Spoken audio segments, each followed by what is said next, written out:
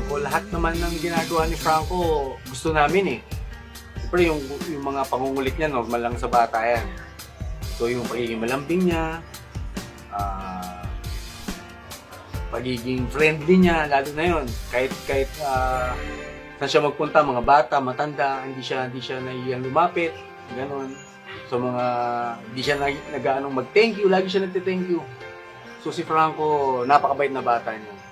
When she was just a girl, she expected the world, but it flew away from her reach, and the bullets catching her teeth. Life goes on, it gets so heavy, the wheel breaks the butterfly. All right, everybody, kids.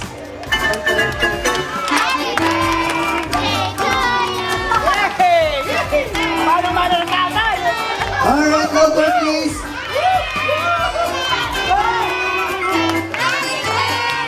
All right, kids. A dream of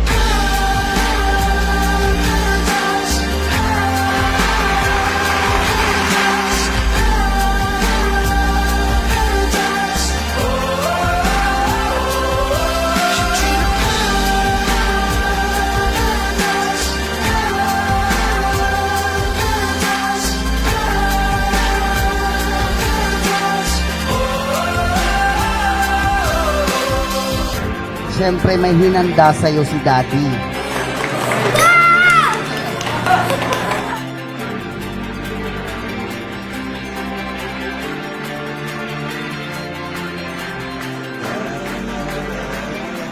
Ito lang ang wish ko na ma-outgrow niya yung kondisyon niya.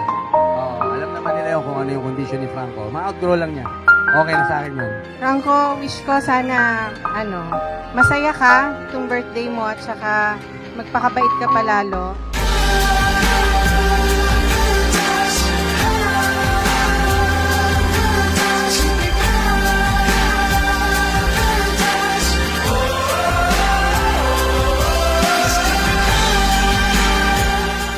Alam ko, mabait na bata si Franco eh. So yung environment na din naman niya, hindi naman ganun pagulo o ano. So lalaking maayos to, Franco. Basta't may takot sa Diyos, lalo na may takot sa akin.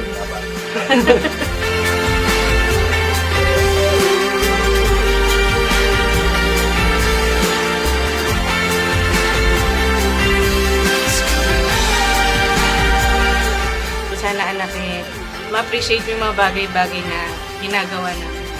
Lalo na yung daddy mo kasi mas close kayo nito, mas ka nito. So, basta mahal na mahal kita anak, namin.